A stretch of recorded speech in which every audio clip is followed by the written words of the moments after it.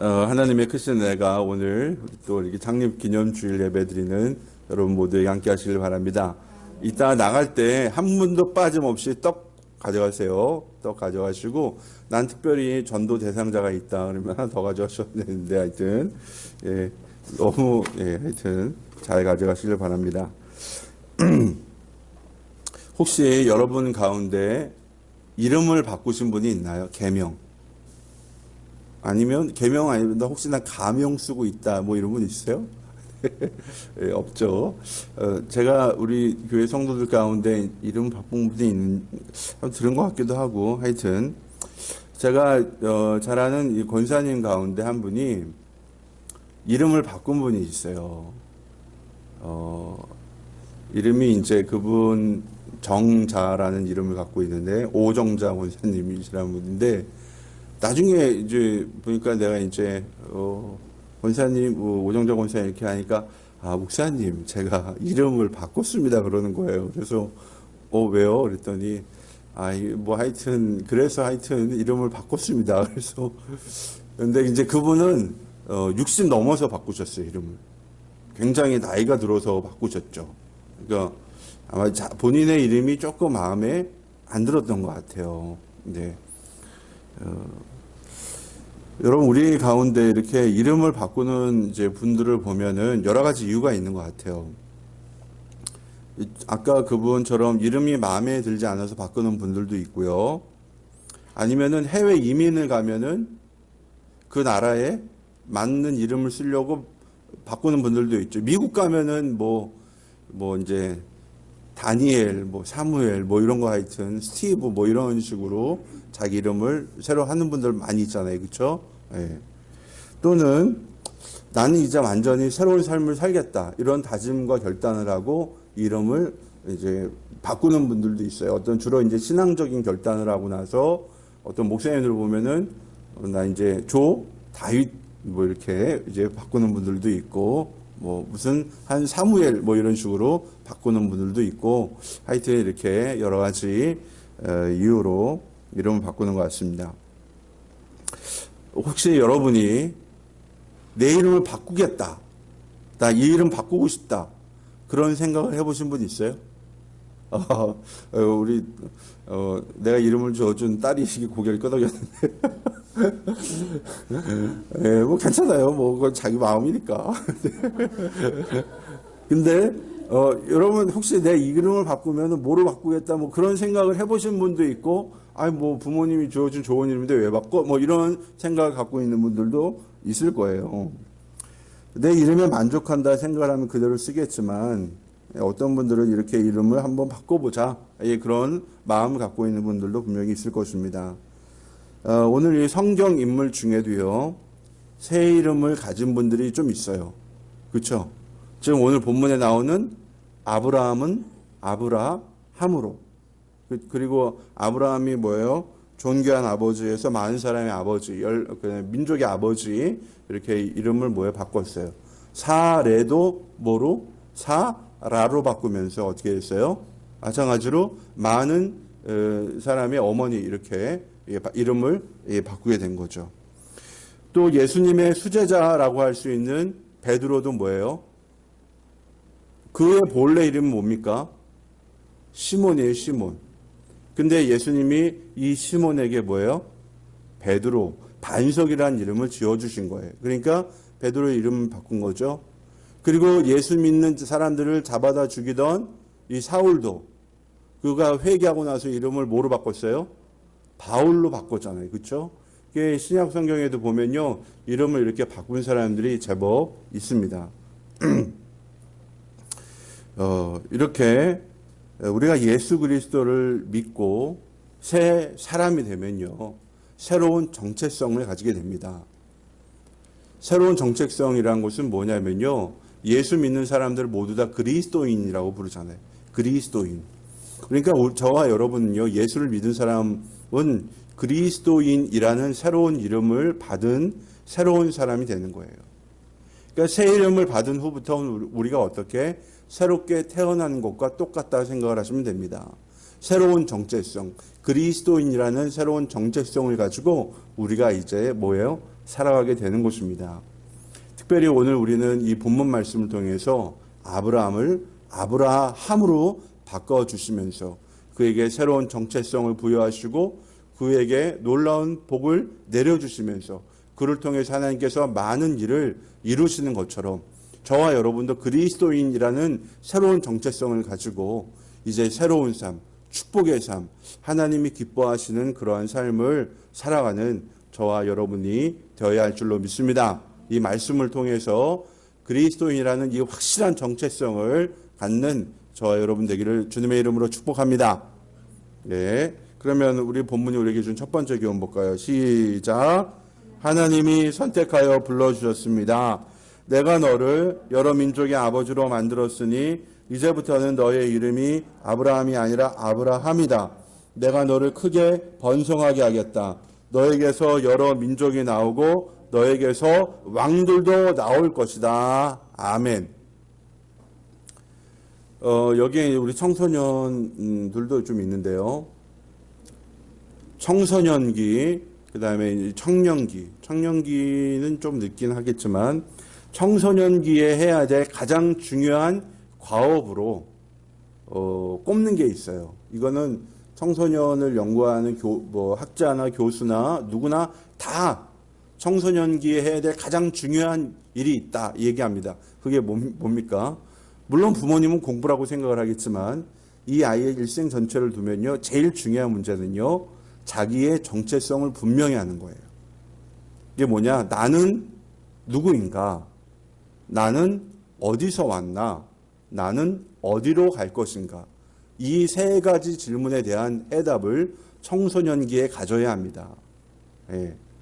이게 청소년기의 이 질문에 대해서 충분한 그런 고민과 해답을 갖지 못하면요, 이 아이가 청년이 되고 그 다음에 장년이 되고 중년이 되고 계속해서 그 인생을 헤매는 걸 볼 수가 있어요. 그런데 지금 제가 드린 이 세 가지 질문에 대한 해답은요, 이미 성경에 정확하게 기록이 되어 있습니다. 우리는 누굽니까? 하나님의 자녀입니다. 우리는 어디서 왔습니까? 우리는 죄 가운데 왔지만 이제 우리는 어디를 향해 갑니까? 하나님 나라를 향해 가는 하나님의 자녀들입니다. 이게 바로 우리의 정체성이에요.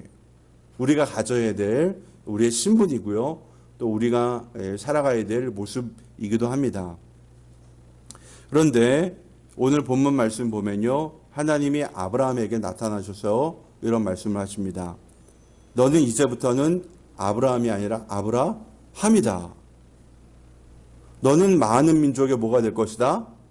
아버지가 될 것이다. 그리고 너를 통해서 왕들도 나올 것이다. 하나님은 이 말씀을 통해서 아브라함이 누구이고 그가 앞으로 어떤 삶을 살지, 그를 통해서 하나님께서 무엇을 할지를 아주 분명하게 이야기를 해주시고 있어요. 그러니까 아브라함의 정체성과 그의 삶의 목적과 이유를 아주 분명하게 하나님이 아브라함에게 제시해주고 있는 것입니다. 예. 많은 민족의 아버지가 될 사람, 그리고 위대한 왕들의 조상이 될 사람, 이게 바로 아브라함의 정체성이라는 것입니다. 여러분, 한번 우리가 아브라함의 입장에서 이런 하나님의 말씀을 한번 생각을 해보면 좋을 것 같아요. 여러분이 그런 말을 들으면요, 어떨 것 같아요? 하나님 감사합니다. 굉장히 좋을 것 같아요. 아니면은 하나님 좀 뜬금없는 것 같아요. 이렇게 생각을 할까요? 네. 아마 아브라함이 이제 여러 가지 계속해서 하나님의 말씀을 듣긴 했지만 조금 뜬금없다고 생각을 했던 것 같아요. 좀 그런 게 조금 있어. 우리가 이 창세기 17장 전체를 쭉 보면은 그렇게 될까라는 약간의 의구심이 좀 있었던 것 같아요. 그런데 하나님이 아브라함에게요, 이 말씀을 하시기 전에 아브라함에게 먼저 하신 말씀이 있어요. 그게 뭐냐? 1절 말씀이 1절. 이게 1절이 굉장히 중요한데요. 제가 읽어드릴게요. 아브라함의 나이 99이 되었을 때 주님께서 그에게 나타나셔서 말씀하셨다. 나는 전능한 하나님이다. 나에게 순종하며 흠 없이 살아라. 아브라함의 몇 세 때? 99. 하나님이 자신을 전능한 하나님이라고 소개를 하고 아브라함에게 뭐라고 그러셨어요? 첫 번째 뭐예요? 너는 뭐 해라? 나에게 뭐 해라? 순종해라. 그 다음에 두 번째 뭐예요? 흠없이 살아. 이거는 흠없이 살라니까 거룩하게 살라는 얘기예요. 세상 사람들과 구별돼서 거룩하게 살아라. 나에게 순종하는 삶. 그 다음에 거룩한 삶. 이거를 하나님이 아브라함에게 먼저 요구하시고 있어요. 이게 굉장히 중요합니다. 하나님은 아브라함에게요, 절대적인 순종의 삶을 요구하셨습니다. 순종해라. 그리고 거룩하게 살아라. 그러면 너가 어떻게 된다는 거예요? 많은 민족의 아버지, 위대한 왕들의 조상이 되는 축복이 너에게 임할 것이다라는 거예요. 여러분, 왜 하나님은 아브라함에게 이 순종과 거룩한 삶을 요구하셨을까요? 예? 하나님이 왜 아브라함이 여태까지 어떻게 보면 순종 잘했잖아요. 근데 따로 또 하나님이 강조해서 얘기하잖아요. 너는 나에게 순종해라. 그리고 너는 흠이 없이 살아라. 이 거룩한 삶. 왜 하나님이 아주 또 다시 이게 특별히 강조해서 이 말씀을 아브라함에게 하셨을까? 왜 그러셨을 것 같아요? 거기에는 아주 분명한 이유가 있습니다. 아브라함이요, 어떤 자격이 있어서 하나님의 선택을 받은 게 아니라 하나님이 그냥 선택해 주신 거예요.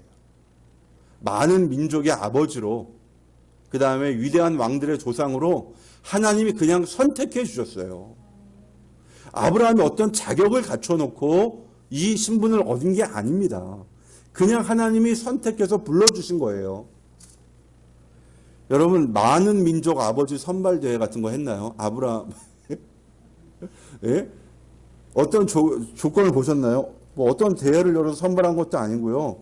많은 민족의 아버지가 될 사람이니까, 이 사람은 조금, 정력도 좋아야지. 그 다음에 또 이게 이미 어떤 지역의 패권을 차지하고 왕 같은 그런 신분을 가지고 있어야 되지.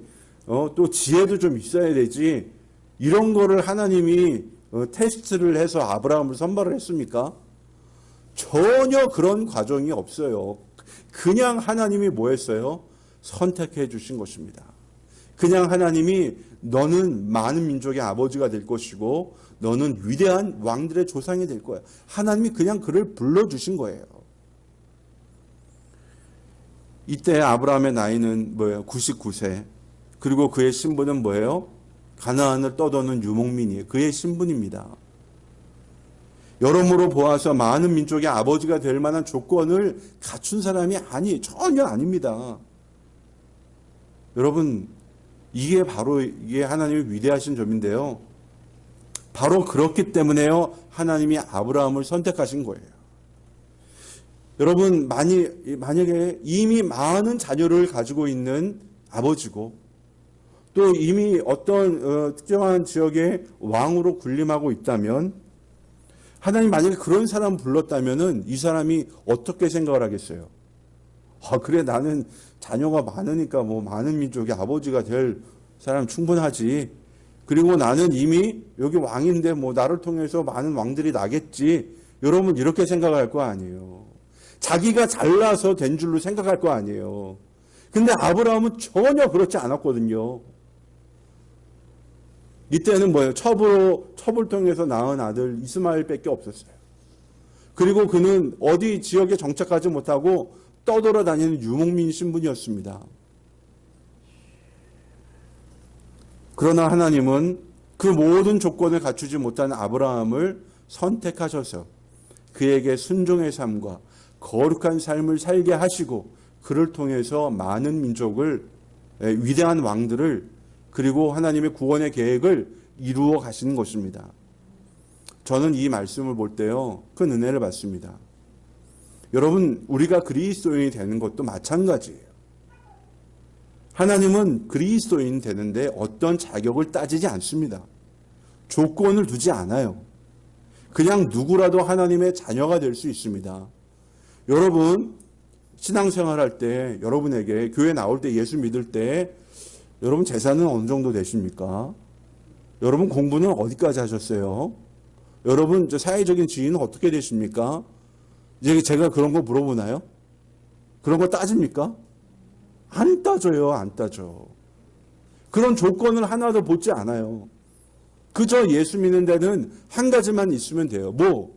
예수를 나의 구주로 믿는 믿음만 있으면 되는 그거로 충분합니다. 여러분, 가진 것이 많은 사람일수록요, 자기의 능력과 자기의 재물과 자기의 지혜와 자기의 권력, 자기의 지위를 뭐예요? 더 믿기 때문에요. 진정한 하나님의 자녀가 될 수가 없어요. 온전히 하나님을 따를 수가 없어요. 이런 사람은 순종하지도 못합니다. 그러니까 뭐예요? 진짜 하나님의 자녀로 살아갈 수가 없는 거예요. 그렇지만 도리어 저와 여러분 뭐예요? 무엇을 가지고 있어서 부름받은 게 아니라 도리어 없기 때문에 부름을 받고 하나님의 자녀라는 영광스러운 신분과 하나님 나라를 유업으로 받을 수 있는 하나님 나라의 백성이 된 것입니다. 여러분, 우리를 그리스도인으로 불러주심은 하나님 나라의 백성으로 저와 여러분에게 엄청난 큰 복을 내려주시기 위함이에요. 이미 우리가 하나님 나라의 백성이 됐다는 것 자체가요, 우리가 누리는 가장 큰 복이에요. 예.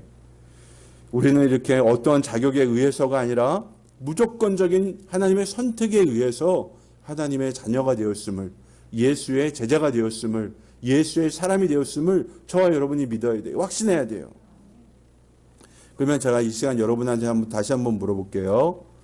여러분 모두 하나님의 자녀가 되었음을 믿습니까? 네. 그러면 여러분이 하나님의 자녀가 되는데 하나님이 어떤 조건이나 자격을 따지지 않고 무조건적인 무엇에 의해서 여러분이 하나님의 자녀가 되었습니까? 하나님이 여러분을 뭐 했어요? 이렇게 여러 가지 중에 뭘 하셨어요? 그렇죠. 지명하여, 선택하여 불러주셔서 저와 여러분이 하나님의 뭐가 되었습니까? 자녀가 되었습니다. 예. 이렇게 하나님께서 저와 여러분을 하나님의 자녀로 불러주셨음을, 선택하여 불러주셨음을 믿고 확신하는 저와 여러분 되기를 주님의 이름으로 축복합니다. 예. 그러면 두 번째 볼까요? 시작. 언약을 계승합니다. 하나님이 또 아브라함에게 말씀하셨다. 너는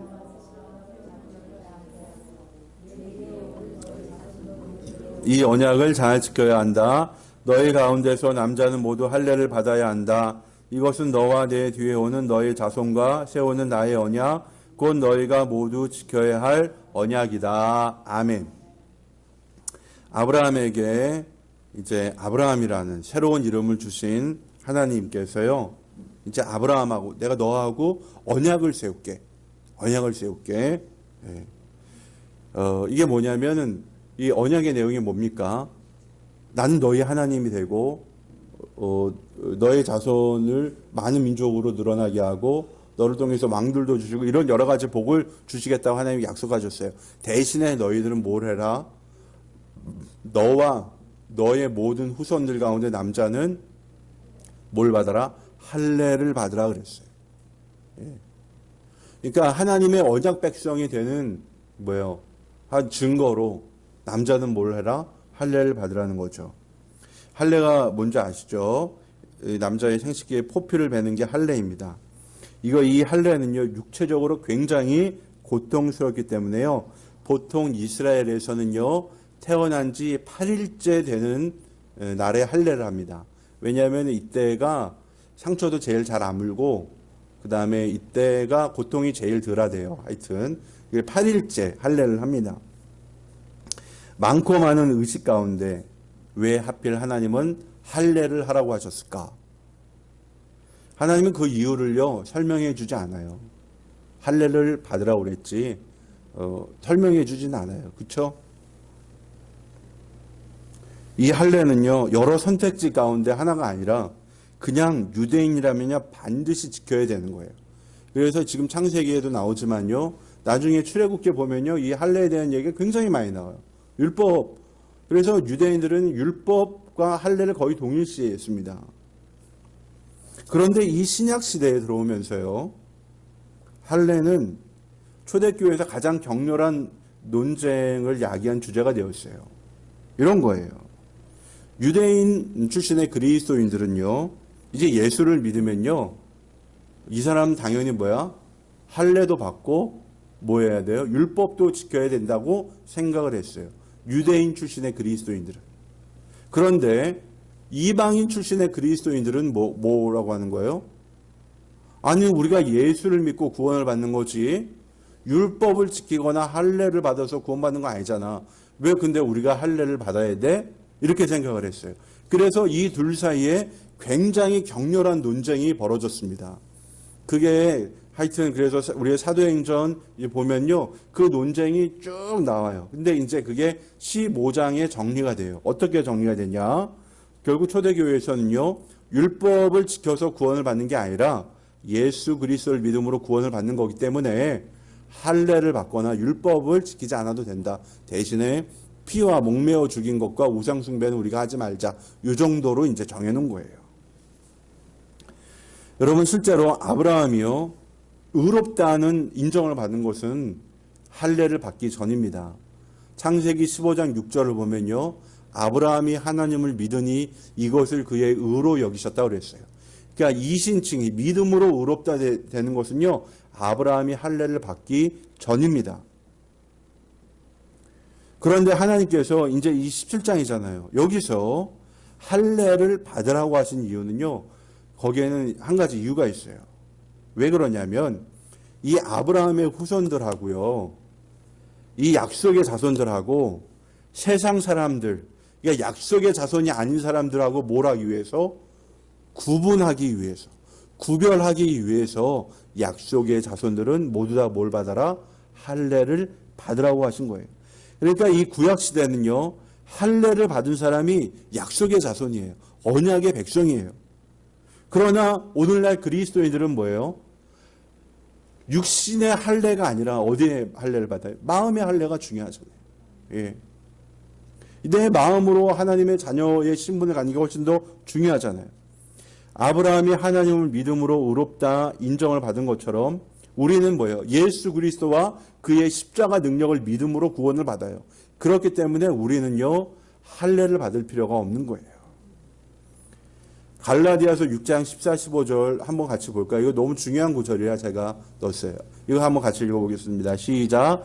그런데 내게는 우리 주 예수 그리스도의 십자가 밖에는 자랑할 것이 아무것도 없습니다. 그리스도로 말미암아 내 쪽에서 보면 세상이 죽었고 세상 쪽에서 보면 내가 죽었습니다. 할례를 받거나 안 받는 것이 중요한 것이 아니라 새롭게 창조되는 것이 중요합니다. 아멘. 아멘. 여기서 보세요. 지금 사도 바울이 뭐라고 얘기합니까? 그런데 내게는 우리 주 예수 그리스도의 십자가밖에는 자랑할 것이 하나도 없다고 그랬어요. 왜 이런 얘기를 사도 바울이 했을까요? 유대인들은 뭐를 자랑했습니까? 나는 할례를 받고 율법을 잘 지켜. 나는 그래서 선민이야. 이거를 유대인들은 자랑을 했어요. 근데 사도 바울은 그도 유대인이잖아요. 그도 할례를 받았어요. 율법도 잘 지켰어요. 근데 사도 바울은 그거를 자랑하지 않겠다는 거예요. 나는 뭐만 자랑하겠다는 거예요? 예수 그리스도의 십자가만 자랑하겠다는 거예요. 나에게 영원한 생명을 주고 나를 죄 가운데서 구원해 주신 예수 그리스도의 십자가만 자랑하겠다는 거예요. 왜? 나는 이 예수 그리스도의 십자가로 말미암아 새롭게 태어난 새로운 사람이 되었으니까. 나는 이제 그리스도인이라는 신분을 가졌으니까, 새 사람이 되었으니까 나는 예수님의 십자가만 자랑하겠다는 거예요. 그래서 15절에 뭐라고 그래요? 할례를 받거나 안 받는 것이 중요한 게 아니라 새롭게 뭐예요? 창조되는 거. 새로운 사람으로, 새 이름을 가진 새 사람으로 다시 태어나는 게 중요하다. 사도 바울이 이야기를 하고 있는 것입니다. 여러분, 우리가요, 예수를 믿는다는 것은요, 새로운 사람으로 다시 태어나는 거예요. 옛 사람이 아니라 새 사람으로 다시 태어나는 거예요. 그렇기 때문에 뭐예요? 내 옛 생활을 버릴 수가 있는 거예요. 이게 복음입니다. 이 복음의 진리를 우리가 알아야 돼요. 우리가 새롭게 태어나지 않으면요, 하늘나라의 기쁨을 우리 삶에서 누릴 수가 없어요. 사도 바울은 이 말씀을 통해서 세상을 향하여서는 죽고 그리스도 안에서 살아나온 새로운 인생을 시작하라고 권면하고 있습니다. 십자가를 우리가 거친 후에도 여전히 세상 속에서 세상을 좋아하며 세상을 따라 살아가면요, 그 사람에게 희망이 없는 거예요. 그렇지만 이제는 우리가 그리스도 안에서 새롭게 태어난 하나님 나라의 백성으로 살아가면요, 거기에 놀라운 기쁨과 은혜가 넘치는 것입니다. 저는 하나님께서요, 저와 여러분을요, 하나님 나라 백성으로 살아가라고 우리 참교회를 허락해 주셨다고 믿습니다. 오늘 우리 주일, 이번 주일은 우리 교회가 창립 15주년을 맞이한 주일인데요. 돌이켜보면 우리 교회가 지나온 길이 참 파란만장해요. 제가 우리 교회 3대 목사로 부임을 했습니다. 2015년 1월 달이었어요. 이제 그동안 참 이게 많은 과정을 거친 것 같아요. 교회 이전도 하고 또 여러 가지 사업도 하고 사역을 하다가 좀 어려움을 겪고 접은 것도 있고 또 새롭게 시작한 것도 있고 가정교회 목장을 해서 이렇게 목장을 쭉 하다가 또 이제는 2개로 분립을 하고 2목장이 되고 또 이제 그 중간에 있었던 수많은 일들을 보면은 제가 참 이게 오늘날 이르게 된 거 너무 감사합니다. 우리 참교회는요, 하나님 나라 백성들이 만들어가는 사랑과 믿음의 공동체입니다. 예, 이 자리에 모인 우리들의 모임 자체가 하나님 나라예요. 이게 바로 하나님 나라예요. 그런데요, 여러분, 우리가 사람이기 때문에요, 실수가 있어요. 허물이 있습니다. 있어요. 이거 인정해야 돼요. 있어. 그렇지만 그럼에도 불구하고요, 하나님은요, 저와 여러분을요, 예수 그리스도의 사람으로 인정해 주십니다. 왜? 우리가 예수 그리스도를 머리로 두고 그의 몸으로 우리가 지금 뭐예요? 묶여져 있는 공동체이기 때문에요, 하나님이 저와 여러분을 뭐예요? 하나님의 자녀로 인정을 해주시고요, 하나님 나라의 백성으로 삼아주시는 거예요. 우리가 잘나서가 아닙니다. 우리가 이 믿음을 가지고 우리가 우리를 통하여서 하나님 나라를 이루어가는 우리 주님의 몸이 되었기 때문에요, 하나님이 저와 여러분을, 우리 참교회를 존귀하게 보시는 거예요. 그렇기 때문에 교회는 크나 작으나 그 규모와 그 능력에 상관없이 다 존귀한 뭐예요? 하나님의 자녀들이고 또 그리스도의 몸인 것입니다. 저는 이렇게 우리 참교회를 사랑하시는 하나님께서 우리를 통해서 많은 일을 지금 행하시고 있다고 믿습니다. 이렇게 하나님을 사랑하는 우리 참교회를 우리가 더욱 자랑스럽게 여기고 우리가 더욱 사랑하고 우리가 더욱 뭐예요? 섬겨야죠. 누가 우리 참교회를 누가 사랑해 주겠습니까? 우리가 해야지. 우리가 해야지. 우리가 사랑하고 우리가 섬기고 우리가 축복하고 우리의 믿음 함께 생활하는 믿음의 공동체, 우리가 축복을 해주고 우리가 격려해주고 우리가 위로해주고 우리가 기도해줘야지. 누가 대신해 주겠습니까? 여러분, 이거 하나님 우리에게 맡겨주신 영광스러운 사명이에요. 이게 바로 언약을 결성한 삶이고요, 이게 바로 새로운 피조물로 다시 태어난 삶이고요, 이게 바로 그리스도인으로서 주어진 삶인 줄로 믿습니다. 이 거룩한 삶을 사랑하는 저와 여러분 되기를 주님의 이름으로 축복합니다. 그러면 마지막으로 3번째 볼까요? 시작. 하나님은 우리의 생각을 초월하여 일하십니다. 그러나 나는 내년 이맘때에 사라가 너에게 낳아줄 아들 이삭과 언약을 세우겠다. 아멘. 하나님이 아브라함에게 이젠 사라에게 복을 내려서 그에게 아들을 낳게 하겠다라는 말씀하셨어요. 근데 아브라함이 이 하나님의 말씀을 들으니까 어떻게 했어요? 지금 아브라함이 얼굴을 땅에 대고 절을 하고 있는 가운데 하나님이 나타나시니까 바로 보지 못하잖아요. 절하고 있는 가운데 아유, 하나님 우리 이스마엘이나 복받고 살게 해주세요. 이렇게 혼자 속으로 생각했다는 거예요. 99살이나 먹은 남자가 어떻게 애를 낳고, 우리 집사람은 90살인데 어떻게 애를 낳냐, 그냥 이스마엘이나 복받고 살았으면 좋겠어, 이렇게 혼잣말로 했어. 근데 하나님이 뭐예요? 그 혼잣말을 들으시고 아브라함에게 뭐라고 그러셨습니까? 나의 언약은 이스마엘이 아니라 뭐야? 내년 이맘때 너의 아내 사라가 너에게 낳아줄 아들 이삭을 통해서 내 언약을 세울 것이다. 아브라함 이 생각했던 한계를 하나님 뭐예요? 뛰어넘었잖아요. 이거 인간적으로 불가능한 일 아닙니까? 99세 먹은 할아버지가 또 90살 먹은 부인이 어떻게 아이를 낳겠습니까? 이건 안 되는 거예요. 근데 여러분, 하나님의 약속이 어떻게 되었습니까? 그대로 이루어졌어요. 명년 이맘때 이 사라가 아브라함에게 아들을 낳아 주었어요. 그래서 그 아들 이름이 이삭이잖아요. 웃다, 웃음. 하나님은요, 불가능을 어떻게 해요? 가능하게 하시는 분이에요. 우리가 한계라고 생각을 하는 거, 이건 우리의 한계이지 하나님의 한계가 아닙니다. 그러니까 근데 우리는 자꾸만요, 나의 한계를요, 하나님의 한계로 착각을 해요. 그건 우리의 착각일 뿐입니다. 하나님에게는 한계가 없어요. 어제는 저에게 굉장히 의미가 있었던 날이었습니다. 제가 관계전도자 세미나 2018년도 9월 8일 날 참석하여 9월 8일부터 관계전도, 길거리 관계전도 시작한 지 딱 1000일째 되는 날이었어요. 어제가 1000일. 그리고 이 1000일 동안 제가 이제 매일 전도일지 쓰고 감사일기 쓴 거 우리 성도님들 잘 아시죠?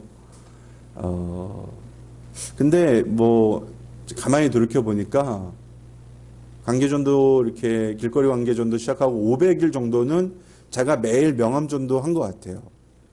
근데 작년 2월 달부터는 코로나 상황이 되면서 이게 길거리 나가서 이게 명함 돌리는 게 이게 너무 이게 받는 사람도 부담스럽고 저도 부담스러워가지고 작년 2월부터는 조금 전환을 했어요.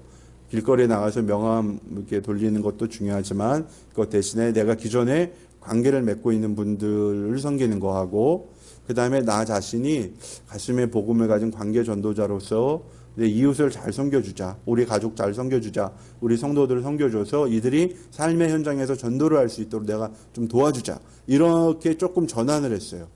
그러니까 그렇게 이제 500일 지냈어요.